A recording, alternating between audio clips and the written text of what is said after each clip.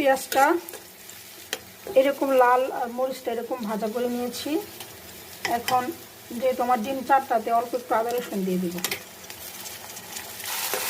ভালোভাবে আদা রসুন আর ডিম একসাথে ভেজে নিই।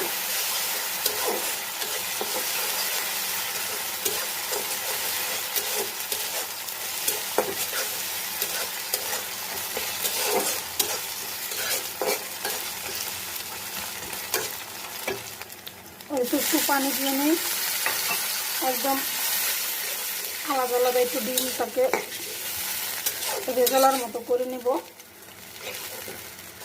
এখন এই যে একটুখানি অল্প একটু টক দই দিয়ে দিব, এতে দিয়ে ভালোভাবে কষিয়ে নিব।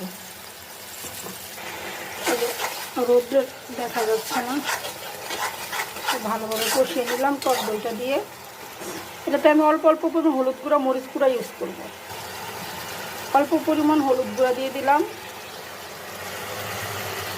একদম খুবই সামান্য পরিমাণ মরিচ গুঁড়া দিয়ে দিলাম।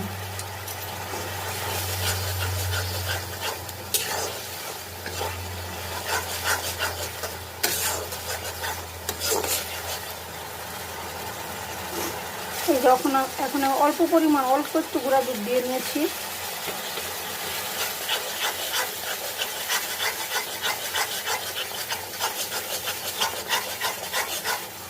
একদম অল্প পরিমাণ। এখন আমি এই ডিম দিয়ে নিয়েছি, একদম গ্রেভি গ্রেভি করে ভুনা করবো, একদম মাখো মাখো। আমি কিন্তু সিদ্ধ ডিমটাকে ভাজিনি, এমনিতে দিয়েছি, সিদ্ধ ডিমটাই দিয়েছি উপরে। লবণটা আমি আগে পেঁয়াজের সাথে দিয়ে দিয়েছি পরিমাণ মতো।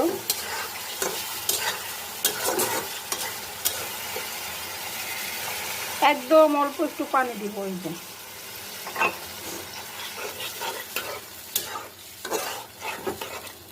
অল্প পরিমাণ পানি দিব।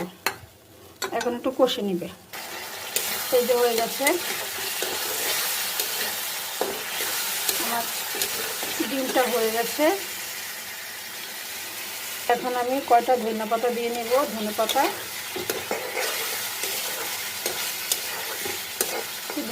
দিয়ে নিলাম। আর এই যে দেখেন অল্প পরিমাণ ঘি দিয়ে নিলাম। চুলাটা আমি বন্ধ করে দিয়েছি, একটু ঘি দিয়ে নিলাম, নেড়ে চেড়ে দেব। বাস হয়ে গেছে আমার ডিমের রেসিপিটা।